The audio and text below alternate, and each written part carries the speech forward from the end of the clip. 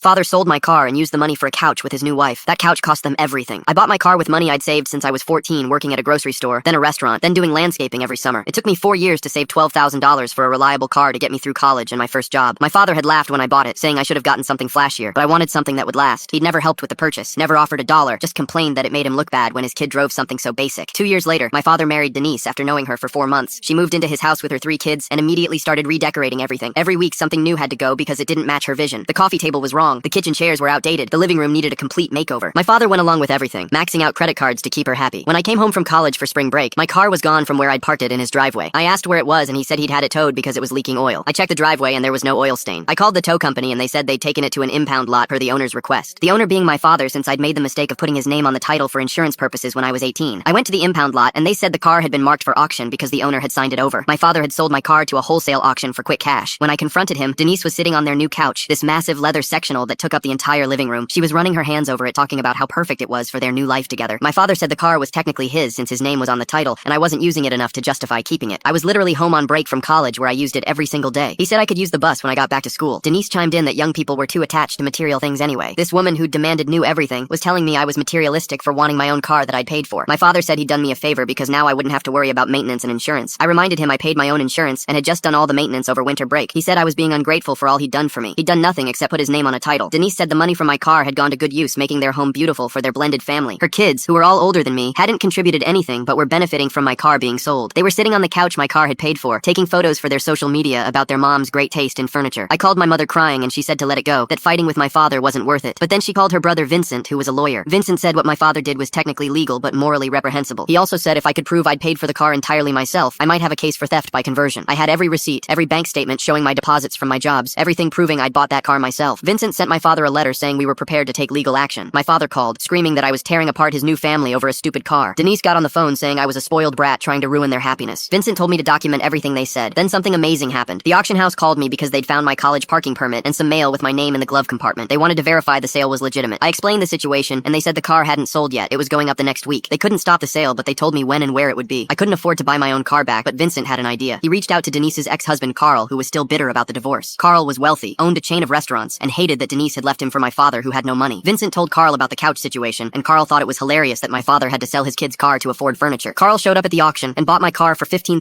$3,000 more than it was worth, just to drive up the price. Then he called me and said I could have it back for exactly what I'd originally paid for it, $12,000, but I didn't have $12,000 anymore. Carl said I could work it off at his restaurants over the summer and take the car now. The best part was Carl knew Denise would recognize the car. He made sure to drive it past my father's house a few times before giving it to me. Denise saw it and demanded to know why Carl had my car. When she found out he'd bought it to give back to me,